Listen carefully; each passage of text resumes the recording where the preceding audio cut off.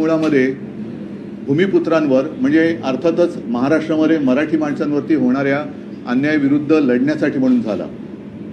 आता सगळ्यांच्या लक्षात आलं असेल की शिवसेना यांना का संपवायची आहे, कारण यांना महाराष्ट्रावरती यांची हुकुमशाही लादायची आहे। खरं तसं पाहिलं तर आमचा कोणत्याही भाषेला विरोध नाही आहे, कोणत्याही भाषेचा आम्ही द्वेष करत नाही, पण द्वेष करत नाही याचा अर्थ आम्ही कोणाची भाषा किंवा कोणतीही भाषा उगाच सक्तीने आमच्यावरती लादून घेणार नाही। पहिल्या प्रथम मी दीपकजींना सांगेन की तुम्ही आंदोलन जे काही करायचं ठरवलेलं आहे ज्याच्यामध्ये शिवसेना पूर्ण पूर्ण पूर्ण त्यांच्यासोबत आहे। मराठी भाषेचे पुत्र म्हणून शिवसेना तर त्यामध्ये सहभागी होणारच आहे। मी त्यांचं बोलून झाल्यावर आणखीन बोलेनच, पण आधी आपण काय करणार आहोत ते सांगा। नमस्कार आणि सगळ्यांचे आभार मानतो। मी आज शिवसेना पक्षप्रमुख उद्धवसाहेब ठाकरे यांना आम्ही शालेय शिक्षण अभ्यास आणि कृती समन्वय समितीचे जे सगळे पदाधिकारी आम्ही सगळे साहेबांनाच भेटायला आलो होतो। काल आमची भेटीची वेळ ठरली। या भेटीच्या दरम्यान संजय राऊत साहेब, विनायक राऊत साहेब, अभ्यंकर साहेब आणि हे सगळी मंडळी हजर होती। या भेटीच्या दरम्यान आम्ही गेल्या 2-2.5 महिन्यांमध्ये ज्या प्रकारचं आंदोलन महाराष्ट्रभरामध्ये नागरी समाजातल्या चळवळींनी उभं केलं आहे त्याच्याबद्दलचा तपशील आम्ही उद्धवजींना सांगितला। त्यावेळेचा त्यांचा पहिला प्रश्न असा होता की हिंदीला किंवा तिसऱ्या भाषेच्या सक्तीला आपला विरोध आहे हे आता सर्वदूर लोकांच्यापर्यंत गेलेलं आहे। यानंतर आपल्याला काय करायचं आहे आणि कार्यक्रम काय असणार आहे हे तुम्ही लोकांशी बोला किंवा आमच्याशी अगोदर बोला आणि या प्रकारच्या कार्यक्रमाबद्दल बोलून नंतर कोणत्याही परिस्थितीत तिसऱ्या भाषेची सक्ती, जिला सरकार सोपं करण्याच्या दृष्टीने हिंदीची सक्ती असं म्हणत आहे, ती पूर्ण घालवण्याच्या दृष्टीने शिवसेना पक्ष पूर्ण ताकदीने आमच्यासोबत उभा राहील अशा प्रकारचं शब्द उद्धवजींनी दिलाय। 2 कार्यक्रम आम्ही त्यांच्याशी आज चर्चा करताना त्यांच्यासमोर सांगितले।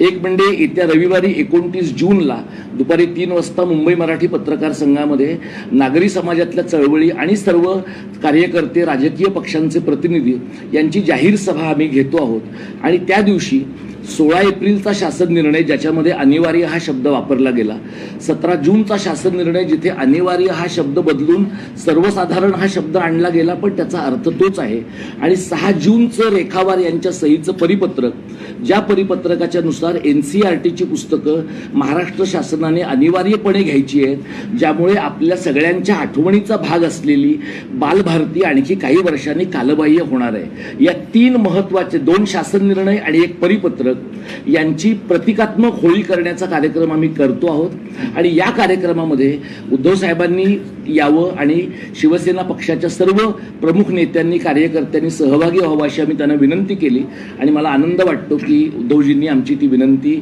मान्य केली आहे। 7 जुलैला आझाद मैदानामध्ये धरणं आंदोलनाचा कार्यक्रम आम्ही करतोय, अधिवेशन त्यावेळेला चालू आहे। हे जे धरणं आंदोलनाचा कार्यक्रम आहे त्यामध्ये उद्धवजींनी सुचवलेली एक महत्त्वाची सूचना अशी होती की आपण हुतात्म्यांना अभिवादन करून त्या कार्यक्रमाची सुरुवात करावी।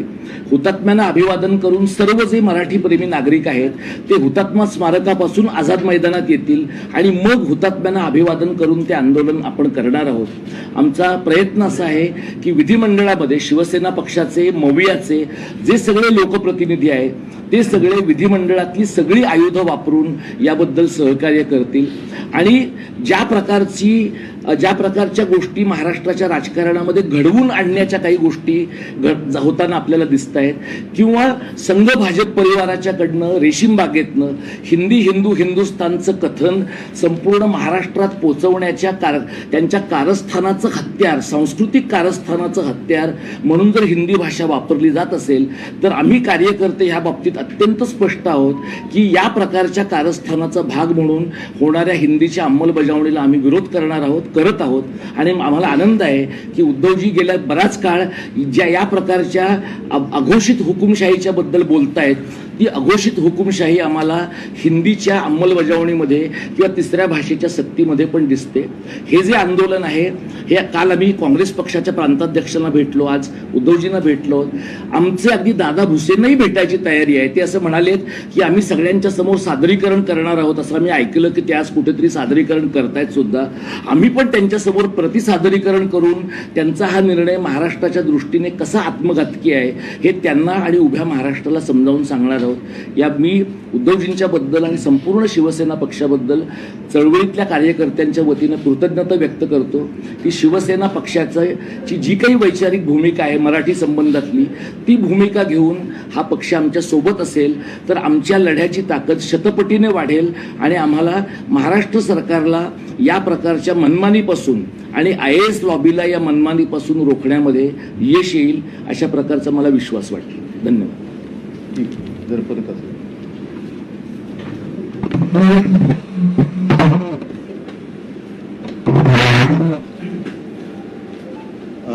दीपकजींनी आता आंदोलनाचं स्वरूप सांगितलं. ही आंदोलनाची सुरुवात असेल, कारण 2च आंदोलनं करून हे आंदोलन काय थांबणार नाही. हे आंदोलन पुढे जोपर्यंत ही सक्ती मागे घेतली जाणार नाही तोपर्यंत ते चालू राहील. तसं पाहिलं तर मुळामध्ये हा विषय 5 मिनिटांमध्ये संपण्यासारखा आहे. मुख्यमंत्र्यांनी जर का जाहीर केलं की मी माझ्या राज्यामध्ये हिंदीची सक्ती करणार नाही, होऊ देणार नाही, त्याच्यासाठी सादरीकरण करण्याची काही गरज नाही आहे. आणि हे दळण कशासाठी दळताय? म्हणजे परत तुम्ही जी काय म्हणजे भाजपने जी काही घोषणा केली होती बटेंगे तो कटेंगे, म्हणजे आता बाटेंगे आणि काटेंगे असं त्यांचं एक धोरण दिसतंय की जी काही एक चांगली एकजिन्सीपणा या सर्व इतर भाषिक आणि मराठी भाषिकांमध्ये राज्यात आणि मुंबईमध्ये आहे त्याच्यात कुठेतरी मिठाचा नाही तर विषाचा खडा हे टाकतायत. हा माझा स्पष्ट आरोप नाही तर माझं सहमत आहे की हे चांगलं सगळं चाललंय त्याच्यामध्ये हा विषाचा खडा टाकतायत. कारण हिंदी भाषेला विरोध आम्ही केलेला नाही, पण हिंदी सक्तीला विरोध आमचा आहे आणि तो राहणार. कारण हिंदीला जर का विरोध असता तर हिंदी चित्रपटसृष्टी ही जर का मी चुकत नसेल तर तसं पाहिलं तर मुंबईतच जन्मली असेल. पण एक नक्की की या हिंदी चित्रपटसृष्टीला जे काही जोपासलं तिचं पालन पोषण केलं हे मुंबईने केलं, महाराष्ट्राने केलं. अनेक मग अगदी अमिताभजी असतील, हिंदी कलाकार असतील, गायक असतील, संगीतकार असतील, हे मुंबईमध्ये आले आणि मोठे झाले. महाराष्ट्रामध्ये सुद्धा हिंदी चित्रपट हे तुफान चालतात, लोकप्रिय होतात. हिंदी सिने तारका या सुद्धा इकडे लोकप्रियता कमवतात. म्हणजे एकूण आम्हाला हिंदीचा वावडा नाही आहे, पण हिंदी सक्तीची याचा अर्थ तुमचा जो एक छुपा एजेंडा आहे की कालांतराने ते त्यांच्या आधी होतं एक निशाण एक प्रधान एक विधान म्हणजे मीच, हा जो त्यांचा आहे. आणि नड्डा जे बोलले होते की कालांतराने देशामध्ये एकच पक्ष राहील, म्हणजे हे सगळं एकाधिकारशाहीकडे यांचं ही वाटचाल सुरू आहे. कालच त्यांनी आणीबाणीला झालेल्या 50 वर्षाचा उल्लेख केला. आता ही भाषिक आणीबाणी ते लागत आहेत, ही भाषिक आणीबाणी आहे आणि त्याचा विरोध हा आम्ही तर करणार आहोत. पण विशेष म्हणजे शिवसेनेतले गद्दार जे जिकडे मिंदेपणाने राहत आहेत त्यांना सुद्धा आता बाळासाहेबांचे विचार काय आहेत हे मराठीतून पुन्हा सांगण्याची वेळ आलेली आहे. आम्ही कोणतीही सक्ती ही स्वीकारणार नाही, कोणतीही जबरदस्ती आम्ही लादून घेणार नाही. कारण बाकीचं सादरीकरण वगैरे तुम्ही बोललात, आम्हाला नको म्हणजे नको, आमचं सादरीकरण एकच आहे. कारण हिंदी जबरदस्तीने शिकलं नाही याचा अर्थ हिंदी कोणाला येत नाही अशातला भाग नाही आहे. हिंदी सगळ्यांना येत असतं. मरे तर ते RSSचे भैया जोशी ते येऊन तिकडे मुक्ताफळं उधळून गेले होते की मुंबईची घाटकोपरची भाषा गुजराती आहे. म्हणजे मग तुम्ही असे सगळीकडे त्या भाषा जबरदस्ती करणार का? तर हे आम्ही काय चालू देणार नाही. मुळामध्ये एक लक्षात घेतलं पाहिजे की आपला देश हा संघराज्य पद्धतीचा आहे. आपल्या देशाची जी काय वाटणी झालेली, वाटणी म्हणजे मांडणी, वाटणीपेक्षा मांडणी, ही भाषावार प्रांतरचना झालेली आहे. प्रत्येक भाषेनुसार तिला तिचा प्रांत मिळालेला आहे. त्या भाषेला प्रांत मिळाल्यानंतर त्या प्रांताला राजधानी, मुख्यमंत्री हे सगळं मिळालेलं आहे. मी मुख्यमंत्री असताना मला नाईलाजाने मराठी भाषेची सक्ती महाराष्ट्रामध्ये करायला लागली होती. कारण मराठी भाषाच हळूहळू ही लोक अतिक्रमण करून, म्हणजे आमच्यावरती अतिक्रमण असं तर झालंच, पण भाषेवरती पण हे अतिक्रमण करायला लागले. मराठी भाषेवर अतिक्रमण व्हायला लागलं. म्हणून मी मुख्यमंत्री असताना मराठी भाषा ही सक्तीची केली. म्हणजेच काय की दुकानाच्या पाट्या सुद्धा मराठीत पाहिजे, मराठी भाषा ही व्यवहारात आली पाहिजे. आता त्याही बद्दल काही लोक कोर्टात गेले होते. ते कोण होते, काय होते, कोणाच्या पाठीराखे होते हे आता उघड झालेलं आहे. पण मराठी भाषा जी मी सक्तीची केली होती तिचं पुढे यांनी काय केलं, त्याच्याबद्दल या सरकारने काय पावलं टाकली हे कुठे माझ्या तरी काय वाचण्यात आलेलं नाहीये. मराठी रंगभूमीचा इतिहास सांगणारं, वाटचाल चालणारं मराठी रंगभूमीचं दालन हे मी त्या तिकडे चौपाटीवरती बिर्ला केंद्र जे आहे तिकडे करायचं ठरवलं होतं. आराखडा मंजूर झाला, गो हेड दिला. पण तेही या मराठी द्वेष्टा आणि महाराष्ट्रद्रोही सरकारने हाणून पाडलं. तिकडे सुद्धा ती जागा आता बिल्डरच्या घशात घालतायत. आता यांचे सगळे लाडके बिल्डर, त्यांच्या घशामध्ये मराठी भाषेचं जे एक रंगभूमीचं दालन आम्ही करणार होतो ते त्यांनी त्यांच्या घशात घातलंय. माझ्याच हस्ते मराठी भाषा भवनाचं भूमिपूजन झालं होतं. तुम्हाला सगळ्यांना माहिती आहे, तुम्ही आला होतात. अजितदादा तेव्हा माझ्या मंत्रिमंडळात उपमुख्यमंत्री होते. आता ते अजितदादा गप्प काय आहेत, कारण आम्ही दोघांनी मिळून ते भूमिपूजन केलं होतं. मला नाही वाटत त्या मराठी भाषा भवनाची एक वीट सुद्धा रचली गेली असेल. आता ती जागा तरी त्यांनी ठेवले का ती सुद्धा बिल्डरला दिले, हा सुद्धा एक संशोधनाचा विषय. असो, असे अनेक विषय आहेत. तूर्त हिंदी भाषेची सक्ती आम्ही आमच्यावरती, आमच्या लहान जी काही मुलं आहेत त्यांच्यावरती लादू देणार नाही. नाही म्हणजे नाही. इकडे कोणतेही सादरीकरण वगैरे करण्याची आणि सादरीकरण पाहण्याची काही गरज नाही. कोणाचंही हिंदी सक्ती नसल्यामुळे हिंदी येत नाही असं काही अडलेलं नाहीये. सगळेजण गुण्यागोविंदाने इकडे दुबे पण बसलेत, सगळे बसलेत, हिंदी भाषिक आहेत. उलट ते आता मराठी शिकवायला निघालेले आहेत, मराठी शिकवत आहेत. तर हे सगळे गुण्यागोविंदांनी एकत्रित नांदतायत. भाजपचं मला असं वाटतं ते जे एक धोरण मी म्हटलं एकाधिकारशाहीचं, ते ह्या ह्याच्यातनं त्याला छुपा एजेंडा म्हणू तो राबवण्याचा प्रयत्न मराठी भाषिक आणि मराठी भाषेचे पुत्र हाणून पडल्याशिवाय राहणार नाही. मी दीपकजी आपल्या ह्या आंदोलनाला सक्रिय पाठिंबा देतो आहे. मी तर तुमच्या सोबत आहेच, शिवसेना सोबत आहे. पण त्याचबरोबरीने मी तमाम मराठी माणसांना पक्षीय भेदाभेद विसरून या लढ्यामध्ये सामील होण्याचं आवाहन करत आहे. मग याच्यामध्ये आपल्या अगदी मी म्हणेन चित्रपट सृष्टीतले विशेषतः मराठी, मग त्याच्यात मोठी मोठी नावं आहेत, त्यांनी सुद्धा उतरायला पाहिजे. खेळाडूने उतरायला पाहिजे. साहित्यिक तर आलेच, अगदी वकील असतील, सगळ्यांनीच जे जे मराठी भाषेचे पुत्र आहेत, सुपुत्र आहेत, मग ते मुलं मुली दोन्ही, आणि मराठी भाषा त्यांना त्यांच्या हृदयात आहे, त्यांची मातृभाषा आहे आणि मराठी भाषेवरती जे प्रेम करतात ते पक्षभेद विसरून अगदी भाजपमधले सुद्धा अस्सल मराठी माणसं, कारण भाजपमध्ये आता अस्सल लोक शोधणं हा सुद्धा एक संशोधनाचा विषय झालेला आहे. आणि अस्सल भाजपच्या कार्यकर्त्याला आता काहीतरी एक वेगळा शब्द वापरावा लागेल, कारण सगळे उपरेस त्यांच्या डोक्यावरती बसवलेत. त्याच्यामुळे भाजपमधले राहिलेले अस्सल मराठी प्रेमी यांनी सुद्धा या आंदोलनात सहभागी व्हावं, ही एक सगळ्यांना मराठी माणूस म्हणून विनंती करतोय. आणि पुन्हा एकदा सांगतो की कोणी किती प्रयत्न केले तरी हिंदी भाषेची सक्ती ही आम्ही महाराष्ट्रावरती लादू देणार नाही. सगळ्यांना धन्यवाद देतो. जय हिंद, जय महाराष्ट्र. शिक्षण मंत्रालयाचे वरिष्ठ अधिकारी तुम्हाला भेटणार आहे, तुम्ही त्यांची भेट घेणार का? मी त्यांना आझाद मैदानावर भेटेन जिकडे आमचं आंदोलन सुरू असेल. पण मुळामध्ये हिंदी भाषेची सक्ती ही आम्ही लादू देणार नाही.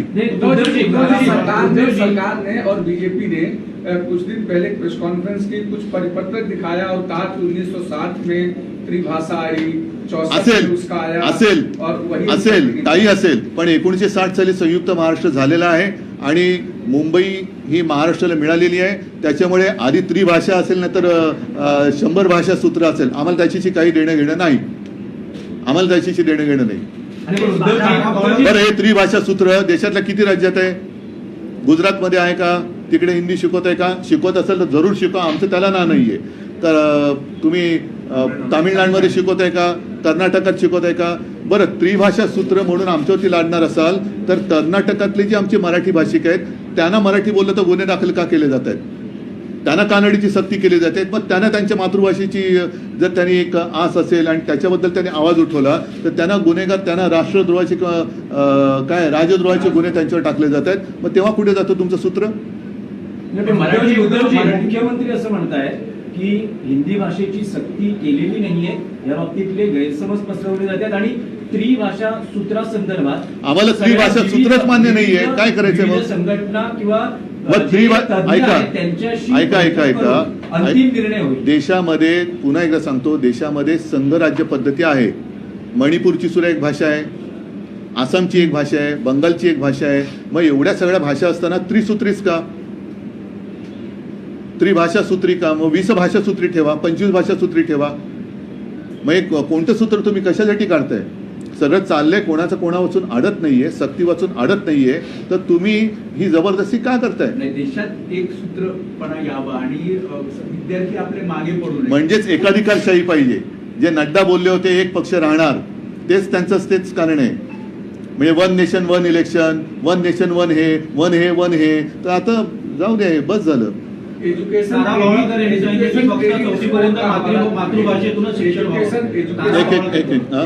क्रेडिट स्कोर का हवाला सरकार दे रही है कि अगर 3 भाषा सीखते हैं और कोई 2 भाषा सीखता है तो उसका क्रेडिट स्कोर कम होगा, उसके कारण हमारे ठीक है, क्रेडिट स्कोर बढ़ेगा, जॉब मिलेगा क्या? जॉब दे रहे हैं आप? क्रेडिट स्कोर तो काय क्रिकेटचा स्कोर बोर्ड नाहीये. क्रेडिट स्कोर वाढला तरी त्या नोकऱ्या कुठे? तुम्ही काय म्हणता? शिक्षणाला ते लागूच नाहीये. नाही, लागू नको नाही, आम्हाला मान्यच नाहीये. लागू असेल किंवा नसेल, मग भाषेवर प्रांतरचना झाले ना. तारा भवाळकर यांनी सांगितलं की 4थी पर्यंत शालेय शिक्षणामध्ये फक्त मातृभाषा ही शिकवली जावी, मातृभाषेची सक्ती असावी. म्हणूनच माझं तेच म्हणणं आहे की आतापर्यंत सक्तीने कोणाचंच काही चांगलं झालं किंवा सक्ती नाही म्हणून कोणाचं काही अडले असं नाही. परत एकदा सांगतो, आपल्याकडे जे एक ज्याला क्रेज म्हणतो, हिंदी चित्रपटसृष्टी ही मुंबई आणि महाराष्ट्रानेच जोपासली. सगळे कलाकार मोठे मुंबईतच झाले. राज कपूरपासून सगळे मुंबईतच मोठे झाले. हिंदी पिक्चर मुंबईत चालत नाही का? म्हणजे लोकांना हिंदी येत नाही तरी हिंदी पिक्चर बघतायत, हिंदी गाणी तरी ऐकतायत. लता मंगेशकरांनी हिंदी गाणी गायली, ते काय कोणाला कळली नाही तरी गाणी ऐकतायत. तर उगाच काहीतरी भाकड कथा सांगू नका. तुमचा एकाधिकारशाहीचा हा प्रयत्न आम्ही इकडे हाणून पाडल्याशिवाय राहणार नाही. हिंदी सक्तीला विरोध करणाऱ्यांची मराठीच्या मुद्द्यावर शिवसेनेचा जन्म झाला आणि आता महायुतीत असलेल्या शिवसेनेच्या शिंदे गटाच्या मंत्र्यांनाच अशा पद्धतीचा सक्तीचा निर्णय काढावा लागतो, मग मागे घ्यावा लागतो, मग सर्व करावी लागते. तुम्ही कसं पाहता? तिकडे पाहण्यासारखं नाहीच आहे काही, तिकडे काहीच पाहण्यासारखं नाहीये. बघू नका तुम्ही पण. काय ही त्यांच्यावर परिस्थिती आले. लाचारी मिंदे म्हणतात ते यालाच. हा मिंदेपणा कशासाठी करताय तुम्ही?